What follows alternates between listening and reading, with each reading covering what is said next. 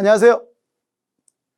네, 이번에 재료 혼합 부분을 맡은 김창석 강사입니다. 자, 제가 이번 강에서 준비한 내용들 같이 한번 보도록 하겠습니다.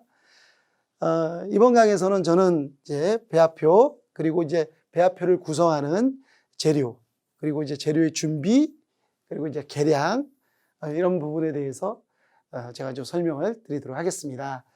먼저 이제 수업에 들어가기 전에 우리가 이제 이론 공부를 하는 이유를 간단하게 좀 세 가지만 말씀드리고 수업에 들어가고자 합니다. 우리가 이제 이론 공부를 하는 이유가 첫 번째가 이제 필기 시험 필요한 이제 개념들을 쉽게 이해하는 게 이제 중요한 요소가 되겠죠. 그 다음에 이제 실기 시험을 준비하는 데 있어서 우리가 이제 제조 이론이 있는데 이 제조 이론을 파악하고 암기하는 데 필요한 그 개념들이 있습니다. 그 개념들을 또 이해하는 게 필기 공부의 또 이유가 되겠고, 이제 세 번째는 이제 우리는 궁극적으로 이제 취업을 해야 되는데, 이제 취업을 할 때 그 실무에 보다 더 잘 적용할 수 있게끔 이론을 공부하는 거거든요. 그래서 제가 이 강의에서 그런 세 가지 관점에서 제가 이제 설명을 드리고자 합니다. 그래서 좀 반드시 그 필기 시험에 나오는 개념들은 거론하겠지만 그 이외에 이제 실기 제조적인 부분, 그리고 이제 그 현장에 들어가서의 그 업무하는 데 있어서 필요한 이론적인 부분, 이런 부분도 조금 거론을 할 것이다 라는 것을 좀 알아두시면 좋겠습니다. 자, 그럼 들어가도록 하겠습니다. 첫 번째 보면은 이제 배합표의 정의입니다. 이제 배합표라고 하는 것은 우리가 빵류든 과자든 간에 이제 제품을 만들기 전에 들어가는 재료들을 계량을 해야 되겠죠. 그 배합표인데, 이제 배합표가 어떻게 구성되어 있는지 한번 보십시오. 배합표는 이제 재료명, 비율, 무게, 이 세 가지로 구성되어 있습니다. 이 이제 재료들은 이제 이번 강의에서는 아주 기본적인 재료들의 아주 기본적인 기능들만 이제 언급을 할 건데, 앞으로 다음에는 좀 더 이 재료들에 대한 재료 과학적인, 그리고 재료의 영양적인 부분을 좀 더 이제 공부하게 되겠습니다. 그리고 이제 비율에 대해서 이제 공부를 하는데, 이 배합표를 작성을 할 때 어떤 재료 혹은 어떠한 부분을 이제 백분율의 기준으로 놓고 이제 배합표를 작성하는지, 자, 한번 또 그러고 이제 배합표는 어떤 이제 목적에서 활용이 되는지를 이제 좀 이따 공부를 할 거고요. 그리고 이제 배합표의 무게를 어떤 식으로 이제 계량을 하고 단위를 쓰는지 확인해 보도록 하겠습니다. 우리가 이제 배합표를 작성할 때 고려 사항들이 있습니다. 첫 번째가 이제 판매 형태, 그리고 이제 소비자의 기호, 그리고 과자의 생산량, 보유한 기계 설비, 그리고 이제 선택한 반죽 제조법들, 이러한 것들에 의해서 배합표 작성을 해 나갑니다. 자, 먼저 이제 배합 비율의 관점에서 이 배합표를 이제 분석해 보도록 하겠습니다. 이 백분율을 작성을 할 때, 이제 백분율이죠. 백분율을 작성을 할 때 어떠한 것을 기준으로 하느냐에 따라서 배합표의 종류가 나눠집니다. 자, 여기에서는 백분율의 기준이 이제 밀가루죠. 밀가루. 그래서 이제 밀가루를 백분율의 기준으로 놓고 각각의 재료, 이제 세 가지만 했는데 각각의 재료들이 얼마에 해당되는지 이렇게 짜여진 이제 레시피고요. 이 레시피 배합표를 뭐라고 부르냐면 이제 베이커스 퍼센티지라고 합니다. 이 베이커스 퍼센티지는 언제 사용을 하냐면 우리가 제빵 기능사 시험 볼 때 쓰기도 하고, 그리고 우리가 이제 교육을 받을 때 쓰기도 하고, 그리고 조그만 제과점이라든지 그리고 개발실, 실습실에서 많이 사용을 합니다. 그러면 이제 이런 곳에서 사용하는 이유가 뭐냐면 이게 맛을 연상하기가 좋아요. 그러니까 밀가루를 기준으로 해서 각각의 재료가 얼만큼 들어갔느냐에 따라서 그 맛이 어떠냐, 이렇게 연상하기가 용이합니다. 그래서 베이커스 퍼센티지를 사용을 해요. 자, 다음 걸 볼까요? 이 다음 거는 이제 트루 퍼센티지인데, 이 트루 퍼센티지는 이 전체 합을 백분율의 기준으로 놓고 각각의 재료들이 전체에 있어서 몇 퍼센티지를 차지하는지 나타내는 레시피예요. 레시피 이제 배합표죠. 레시피 이제 배합표를 이제 다시 한번 말씀드리면 이제 트루 퍼센티지라고 한다고 그랬죠. 이 트루 퍼센티지는 어디에서 사용하느냐 하면 대량 생산 라인에서 씁니다. 혹은 조그만 제과점이라 할지라도 생산량이 정해져 있는 경우, 생산량이라고 하는 게 뭐냐면 그 생산하는 제품의 목록이라고 얘기할 수 있겠어요. 이제 그게 정해져 있는데 이제 매장에서 들어오는 생산량의 변화가 있는 그런 곳, 혹은 이제 거대한 생산 시스템이 구축되어 있는 곳, 이런 곳에서 이제 사용을 합니다. 그런 거대한 생산 시스템을 구축되어 있는 곳은 주어진 수량에 정확하게 재료들이 구입되지 않으면 그 오차가 되게 크기 때문에 이 트루 퍼센티지를 쓰고요.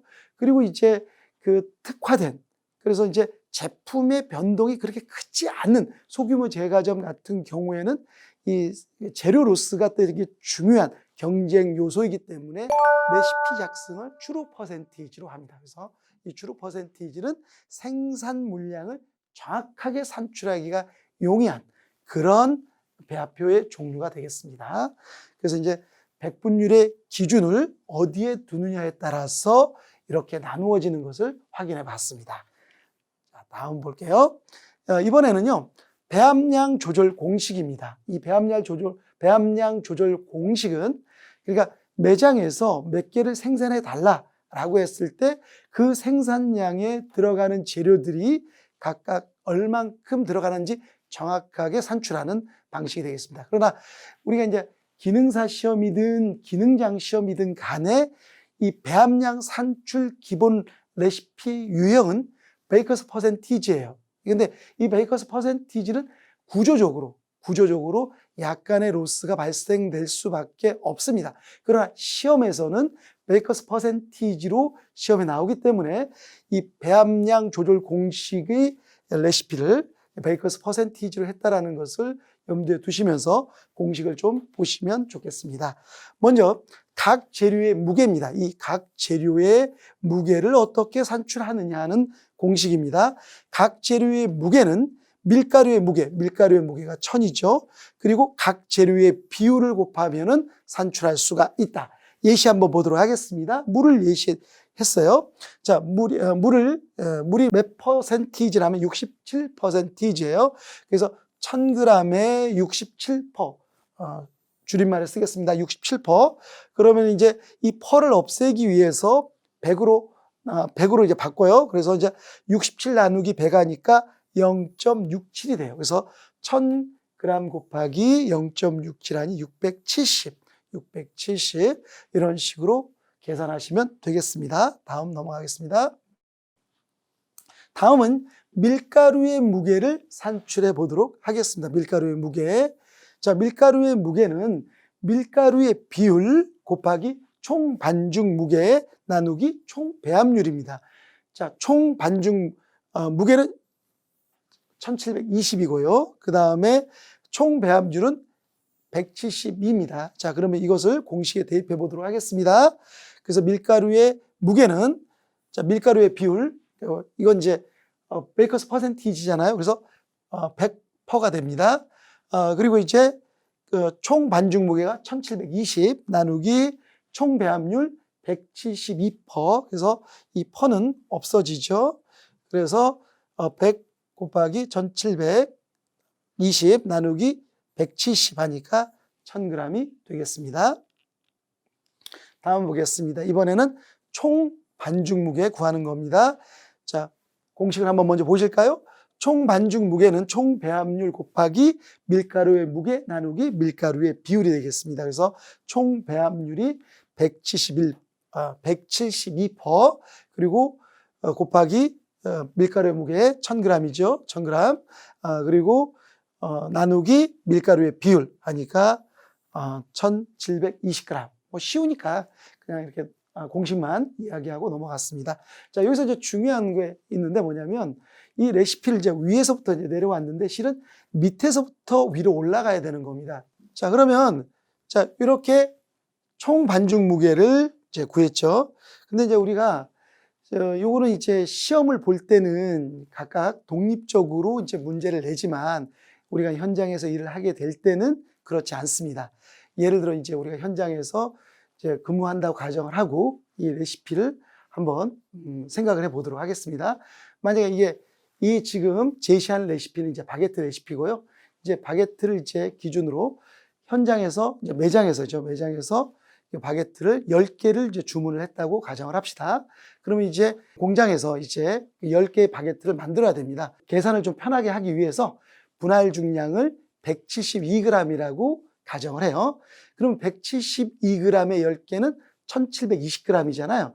그 1720g의 반죽 중량, 총 반죽 무게를 먼저 알고 난 다음에, 그 다음에 아까 계산했던 그 다음에 이제 밀가루의 무게를 산출을 해야 됩니다. 그리고 밀가루의 무게를 알고 밀가루의 무게를 바탕으로 해서 각 재료의 양을 산출하는 식으로 이게 이제 우리가 활용을 하게 돼요.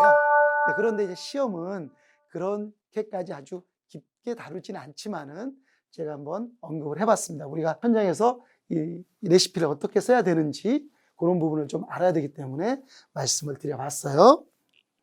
자, 이제 우리가 이제 레시피를 짤 때, 레시피를 이제 이해할 때 빵 레시피가 있고 과자 레시피가 있어요.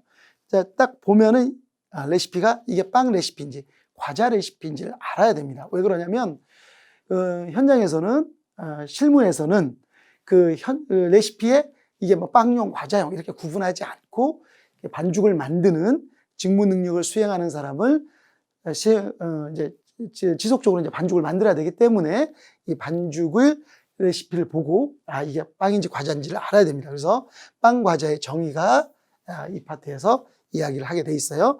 자, 빵이란 뭐냐? 자, 밀가루에 소금, 이스트, 물을 집어넣고 한 덩어리로 만든 다음에 부풀려서 익혀주고 색을 내는 것이다. 이렇게 생각하시면 되고요. 제조 과정에 있어서 부풀리는, 이걸 이제 공정으로 얘기한다면 이제 발효 공정이거든요. 발효 공정이 있다라는 게 가장 큰 특징이 되겠습니다. 자, 이번에는 과자 보도록 하겠습니다. 과자는요, 제품마다 들어가는 주 재료가 다 달라요.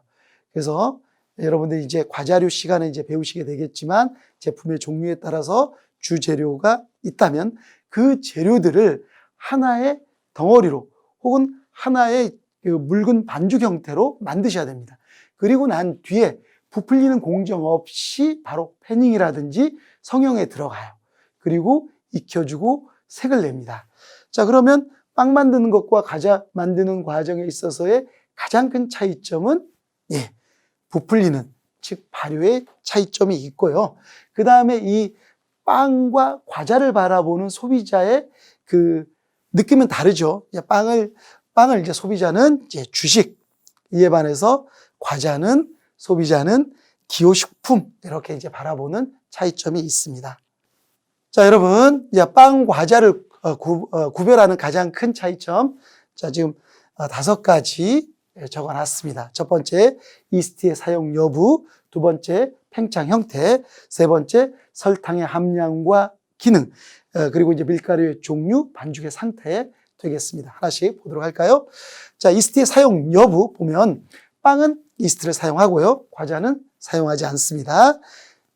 팽창 형태를 보면 자, 이스트는 살아있는 생명체거든요. 그래서 생물학적 팽창을 한다고 하면 이에 반해서 이제 과자는 베이킹 파우더, 베이킹 소다, 이스파타라고 하는 화학 팽창제를 이용해서 부풀려요.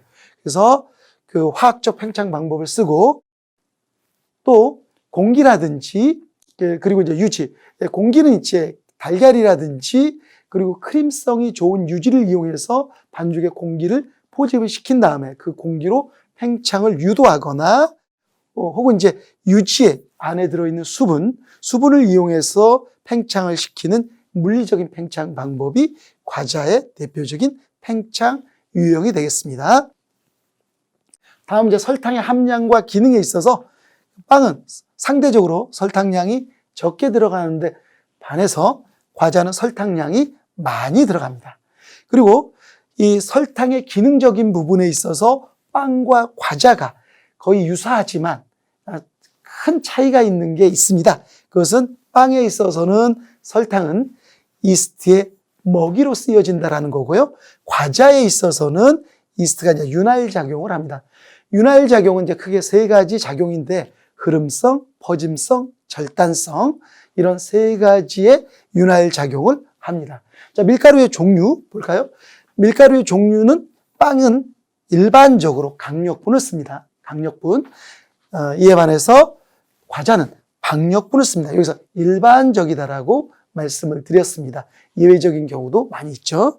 반죽 상태 보면은 빵 같은 경우에는 글루텐을 생성 발전시키는 게 되게 중요합니다. 왜냐하면 빵은 부풀려야 되는데 이스트가 만들어낸 가스를 반죽 속에 포집시켜서 부풀리려면 바로 글루텐이라고 하는 이제 물질이 만들어져야 됩니다. 그 글루텐을 만들 수 있는 이 단백질 그리고 이제 이 글루텐을 생성 발전 이런 부분이 이 빵에 있어서 아주 중요한 반죽의 상태가 되겠습니다. 이에 반해서 과자는 어느 정도의 글루텐이 생성은 되지만 지나치게 생성시키지 않고 가능한 이제 모양과 형태만 유지시킬 수 있을 정도의 약간의 생성 한다. 여기서 그래서 이제 가능한 억제를 시킨다. 뭐 이런 식으로 표현을 했습니다. 자, 이번에는 이제 구체적으로 배합표를 구성하고 있는 재료, 배합표를 구성하고 있는 재료들 중에서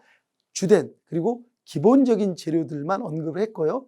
다음 차시에서는 재료들에 대한 재료 과학적인 그리고 재료 영양학적인 관점에서 조금 더 깊이 있게 설명을 드리도록 하겠습니다. 자, 먼저 밀가루 보도록 하겠습니다. 밀가루의 특징과 기능. 자, 빵과 과자의 가장 기본이 되는 재료입니다. 그리고 이제 밀가루에는 적든 많든 간에 글루텐을 만들 수 있는 단백질을 함유하고 있습니다. 이 단백질 분자들이 결합하여 이 제품의 구조 형성 기능을 하는 게 밀가루의 가장 주된 기능이 되겠습니다. 우리가 이제 여러 제품을 이제 만드는 데 있어서 거기에 적합한 밀가루가 있어요. 자, 우리나라에서는 일반적으로 이제 밀가루를 세 종류만 쓰죠. 강력, 중력, 박력을 쓰는데 외국 같은 경우에는 그 제품에 따라서 거기에 적합한 밀가루를 따로 만드는 뭐 이런 것들이 있습니다. 또 그런 것들이 수입되어 이제 많이들 쓰고 있죠. 자, 여기에서는 몇 가지만 좀 언급을 해보도록 하겠습니다. 일반적인 케이크를 만들 때는 단백질 함량이 7에서 9, 회분 함량이 0.4, 그리고 이제 pH가 5.2인 박력분을 사용을 합니다. 이에 반해서 이 케이크를 조금 더 부드럽게 만들고 싶다. 이럴 경우에는 회분 함량을 낮추는 게 중요합니다. 회분 함량을 낮추는 게 왜 중요하냐면 회분 함량을 낮추면 그 전분의 함량이 높아지거든요. 전분의 함량이 높아진 그런 밀가루가 들어가면 이게 케이크가 좀 더 가볍고 부드러워집니다. 그래서 그러한 밀가루를 고급 박력분이다 라고 합니다. 다음 이제 쇼트 페이스츄리, 이런 밀가루에는 가격이 저렴한 비표백 중력분을 씁니다. 다음 이제 퍼프 페이츄리, 나비파이가 이제 대표적인 제품이 되겠는데요. 이런 제품에는 신장성이 좋은 강력분을 씁니다. 늘어나는 성질이 필요하다. 하나의 개념으로 얘기하면 신장성이라고 이야기를 합니다. 다음 이제 파운드 케이크는 일반적으로 부드럽게 만들기 위해서 박력분을 쓰지만 쫄깃하게 만들기 위해서 박력분의 일부분을 중력분이라든지 강력분을 혼합하여 사용하기도 합니다. 다음 이제 설탕의 기능을 보도록 하겠습니다. 설탕의 기능은 감미제, 윤활작용, 착색제, 연화작용, 수분보유제, 천연 착향제의 기능을 합니다. 감미제는 단맛을 내는 그런 재료죠. 그러니까 윤활작용이라고 하는 것은 흐름성, 절단성, 퍼짐성의 역할을 한다. 그런 작용을 한다. 착색제라고 하는 것은 빵 과자의 색을 내는 거죠. 빵 과자의 색은 이제 세 가지 열 반응에 의해서 만들어집니다. 넥스트리나 반응, 메일라드 반응, 캐러멜 반응. 근데 이제 그 설탕이 직접적으로 이제 관여하는 것은 이제 캐러멜 반응이고요. 그리고 이제 이 메일라드 반응은 설탕이 분해되면서 포도당과 과당으로 쪼개지고 이것이 이제 아미노산과 결합을 하면서 메일라드 반응을 간접적으로 이제 일으키면서 이제 껍질색, 착색을 유도한다. 다음 이제 연화작용인데요. 연화작용은 글루텐의 생성과 발전을 억제시키면서 제품을 부드럽게 하는 그런 작용을 하는 것입니다. 다음은 이제 수분 보유제입니다. 수분 보유라고 하는 것은 이제 설탕이 흡습성이 있어요. 흡습. 물을 이제 끌었다 당겨서 수분을 가두어 두는 효과가 있어요. 보습이죠, 보습. 그래서 흡습, 보습의 작용이 그 제품의 신선도를 유지시켜주고, 그리고 신선도가 오래 유지되는 것을 다른 말로 이제 노화가 지연이 된다. 노화라고 하는 것은 이제 늙는 거죠. 늙는 거. 제품이 늙는 것은 수분이 잃어버리는 것과 밀접한 관계가 있습니다. 천연 착향제라고 하는 것은 향을 착색시키는 그런 역할을 한다. 다음 유지 보도록 하겠습니다. 유지의 기능을 보면 이제 가소성, 크림성, 그 쇼트닝성, 유화성, 안정성이 되겠고요. 가소성은 형태를 유지시켜주는 성질이 되겠습니다. 성은 이제 성질을 의미하는 거예요. 이제 크림성은 유지가 공기를 혼입할 수 있는, 포집할 수 있는 성질. 이렇게 쇼트닝성은 빵에는 이제 부드러움을, 과자에는 바삭함을 주는 성질이 되겠고요. 유화성이라고 하는 것은 물과 기름이 잘 혼합되게 하는 성질, 이러한 성질. 그리고 안정성이라고 하는 것은 지방이 산소와 결합하여 산패되어 가는 과정을 억제시키는 그러한 성질을 유지가 가지고 있다. 그러니까 갖게 한다. 뭐 이런 식으로 이해하시면 되겠습니다. 다음 이제 달걀 보도록 하겠습니다. 이 달걀은 농화제, 구조 형성, 이제 그 천연 유화제, 팽창제의 기능을 합니다. 여기서 이제 제, 성 뭐 이렇게 얘기하는데, 이제 제는 식품 첨가물 뭐 이렇게 생각하시면 되겠습니다. 이제 재료 뭐 이렇게 생각하시면 돼요. 농화제라고 하는 것은 달걀 단백질들이 열에 의해서 응고되면서 제품을 걸쭉하게 하는 그러한 재료다. 뭐 이렇게 재료의 역할을 한다. 뭐 이런 기능을 합니다. 그 다음에 구조 형성이라고 하는 것은 밀가루의 단백질처럼 이 달걀에도 이제 단백질이 들어있습니다. 이 단백질이 제품의 구조를 형성시킨다. 그런 이제 재료이다. 그 천연 유화제는요, 달걀의 이제 노른자에 들어있는 이 레스틴이 물과 수용액을 혼합시킬 때 이제 유화제 역할을 해줍니다. 그래서 천연 유화제 기능을 한다. 다음 이제 팽창제는 이제 공기를 혼입시켜서 열을 가해 그 공기가 부피 팽창을 하여 제품을 부풀리는 그런 역할을 달걀이 한다. 뭐 이렇게 아시면 되겠습니다. 다음 우유입니다. 우유는 이제 착색제와 수분 보유제 기능을 합니다. 착색제는 우유에 들어있는 동물성 당류, 이 유당이 열반응을 일으켜서 껍질색을 진하게 하는 착색제 역할을 합니다. 수분 보유제는요, 이 우유에도 단백질이 들어있습니다. 이 단백질이 수분 보유 역할을 하고, 수분 보유 역할은 노화를 지연시키고 신선도를 연장을 시킨다. 다음 물을 보도록 하겠습니다. 물은 빵반죽을 만들 때 재료들을 분산시키는 역할을 하고요. 그 밀가루 단백질들을 서로 엉기게 해서 글루텐으로 생성되게끔 하고, 그리고 이제 반죽의 되기를 조절하는 역할을 합니다. 그리고 이제 빵을 만들 때 아주 중요한 효모와 효소, 이 활성을 도와줘요.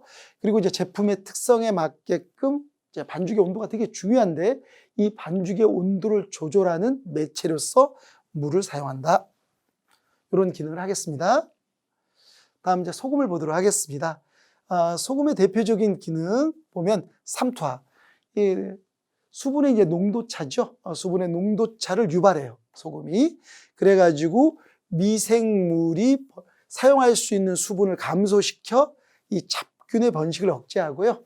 그리고 향기로운 맛을 냅니다. 그리고 이제 설탕을 많이 사용하는 경우에는 단맛을 순화시키고요. 그와 반대로 설탕이 적게 들어가는 경우에는 단맛을 증진시키는 그런 효과가 있습니다. 그리고 이 빵 반죽을 만들 때 글루텐을 단단하게 하고 탄력성 있게 하고, 탄력성이 있으니까 이 형태가 잘 유지되겠죠. 그래서 물성을 좋게 한다, 뭐 이렇게 표현할 수도 있겠습니다. 자, 굽기 시에는 이 소금이 이 당류의 캐러멜화, 이 감미제들이 이제 열을 받으면 갈색화 반응을 일으키는데, 이때 이제 갈색화 반응, 캐러멜화 반응을 촉진시키는, 즉 온도를 낮춘다라는 얘기는 촉진시키는 거죠. 그로 인해서 껍질색을 진하게 만드는 그런 기능을 합니다. 자, 이제 마지막인데요. 이제 재료 계량 방법입니다. 우리가 이제 레시피를 보고 그 레시피에 들어있는 재료들의 기능을 이제 쭉 한번 설명을 드려봤고요. 그리고 이제 중량을 보는 거죠. 이제 중량을 보고 이제 계량을 하는데, 우리나라는 이제 무게 중심으로 이제 계량을 하는데 반해서 외국 같은 경우에는 부피를 측정하는 방법으로도 계량을 한다. 이렇게 좀 아시면 좋겠고요. 그리고 이제 계량 시 무게 단위 환산법은 이제 gram을 이제 많이 쓰는데, 이제 1kg이 1000g이 되겠고요. 1g이 0.01kg이 되고 1g이 1000mg이 되겠습니다. 이렇게 해서 그 배합표를 구성하는 재료명, 비율, 그리고 킬로그램, 무게 단위까지 설명을 드려봤습니다. 자, 이것으로서 이번 강을 마치도록 하겠습니다. 수고하셨습니다.